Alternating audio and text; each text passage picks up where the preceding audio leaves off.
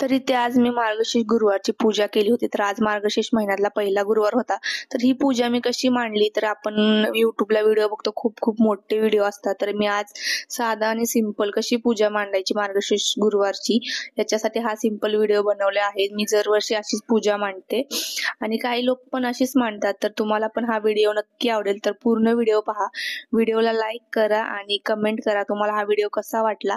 तर चला बघूया आपण ही पूजा कशी करायची रीतसर, जशी मी करते दरवर्षी. तर सगळ्यात पहिल्यांदा आपल्याला पूजेसाठी जे आपल्याला जिथे पूजा मांडायची आहे ती जागा स्वच्छ झाडून घ्यायची आणि पुसून घ्यायची. म्हणजे गोमूत्र टाकून ते पुसून घ्यायचं व्यवस्थित, घरी हे असेल तर. तर नंतर इथे मी लादी पुसून घेतली झाडून ही व्यवस्थित. आणि ज्या टेबलवरती मी पूजा मांडते ते माझ्याकडे चौरंग नाही, म्हणून मी दरवर्षी याच टेबलवरती टिपॉयवरती ते मी पूजा मांडते. तर इथले हा टिपॉयवरचा पण मी कपडा धुवून घेतलेला आहे. हे ते पूजेचं हे जे आपण आणलेलं होतं वस्त्र ते पण ठेवून घेतलं. इथे हे मी नवीन आणलं होतं पण ते उलटीच डिझाईन होती त्याची, तर मी असंच ठेवलं उलट, कारण कोणतीही गोष्ट पूजेसाठी सरळच ठेवायची असते. तर इथे मी जे सरळ बाजूला दिसलं ते तिथे ठेवलं. नंतर आपल्याला तिथे तांदूळ टाकायचं त्याच्यावरती.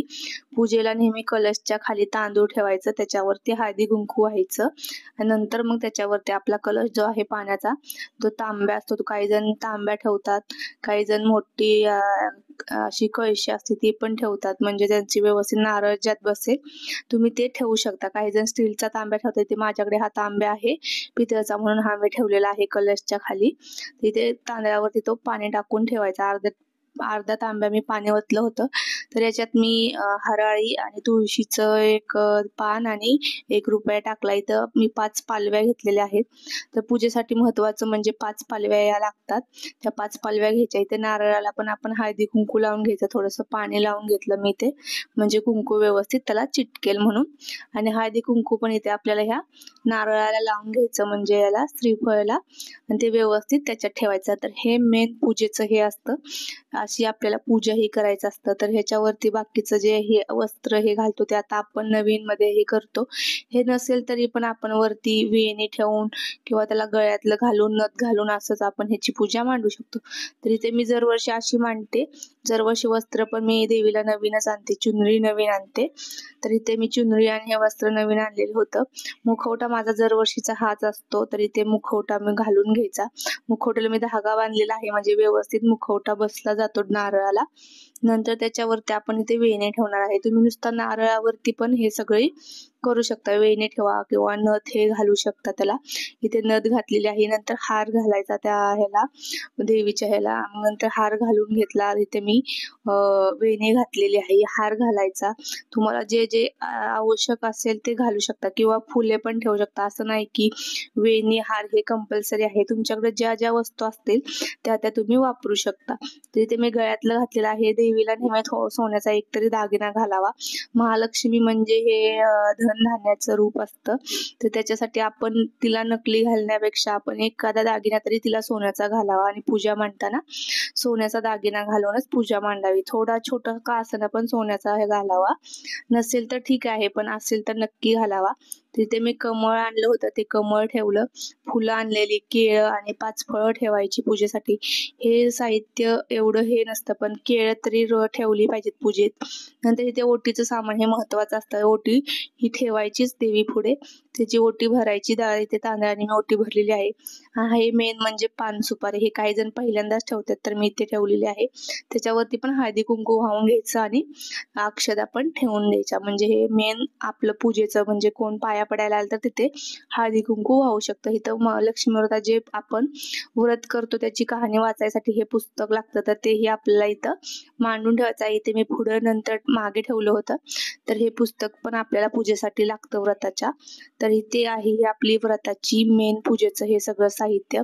तुम्ही इथे मी 2 समया ठेवल्यात. तुम्ही पंचारती ठेवू शकता, धूप लावू शकता किंवा नुसती अगरबत्ती लावली तरीही चालतं. काही जण खूप हे करतात. मी जर वेळेस अशीच पूजा मांडते. आणि गोडासाठी तर मी साखर ठेवलेली आहे.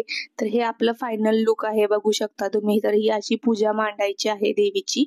आणि मग नंतर सगळी पूजा मांडून झाल्यानंतर शेवटी सगळं रीतसर हळदी कुंकू लावून मग दिवाबत्ती करायची. म्हणजे एकदा पूजा मांडल्यावरती ते हलवता येत नाही, म्हणून मी आधी सगळं करून घेते, सगळं व्यवस्थित जिथल्या तिथे ठेवून घेते आणि नंतर मग त्याला व्यवस्थित हळदी कुंकू लावून मग बत्ती लावून लावून घेते. तर इथे ही पूजेची ही मी अशी दरवर्षी पूजा मांडते. जिथे आपण देवीला पण हळदी कुंकू लावलेलं आहे. इथे मागे पुस्तक आहे त्याला लावलेलं आहे, पान सुपारी ठेवलेली त्याला लावलेलं आहे. नंतर इथे ओटीचं सामान आहे त्याला पण हळदी कुंकू लावून स्वतःला पण हळदी कुंकू लावून घ्यायचं. आणि हा इथे आपला आता समई लावून घेणार आहे. समई लावून घ्यायच्या तेव्हा मी तर 2 समई आहेत माझ्याकडे म्हणून मी लावलेला आहे. तुम्ही साधी पंचारती लावली तरीही चालेल. नंतर इथे मी अगरबत्ती लावलेली आहे. अगरबत्तीने देवीचे औक्षण करून घ्यायचे. नंतर धूप लावून घ्यायचे. धुपाने पण औक्षण करून घ्यायचं. जर आपल्या आपल्या पद्धतीने सगळेजण पूजा करतात. एवढी असं नाही की व्हिडिओमध्ये हे सांगितलं ते सांगितलं म्हणून सगळंच करायचं असतं. आपल्या मने भाव श्रद्धेने कशीही पूजा केली तरी चालते. देवापर्यंत पोहोचली म्हणजे झालं. तरी ते मी दरवर्षी अशीच करते. मी कुठलेही असं पूर्ण हे करून करत नाही. तर दरवेळेस मी अशी पूजा करते. साधी सोपी पद्धत आहे माझी ही. तुम्हाला जर आवडली असेल तर माझ्या व्हिडिओला लाईक करा आणि हा व्हिडिओ शेअर जास्तीत जास्त करा. आणि तुम्ही ही पूजा अशीच मांडली तरीही काही हरकत नाही. काही जण खूप व्हिडिओ बघतात आणि कन्फ्यूज होतात की कशी नेमकी पूजा मांडायची समजत नाही. त्याच्यात खूप साहित्य असतं, काय आणायचं काय नाही. तर हा माझा छोटासा व्हिडिओ आहे. याच्यात कमी साहित्यामध्ये छोटीशी कशी पूजा मांडायची. रांगोळी मेन असते. रांगोळी पण मी इथे काढली होती खाली. नंतर आरती करून घ्यायची. रात्री पुस्तक वाचून घ्यायचं. देवाला नैवेद्य दाखवायचा आणि इथे आपली गुरुवारची मार्गशीर्षच्या पहिल्या गुरुवारची पूजा संपन्न झाली. Thanks for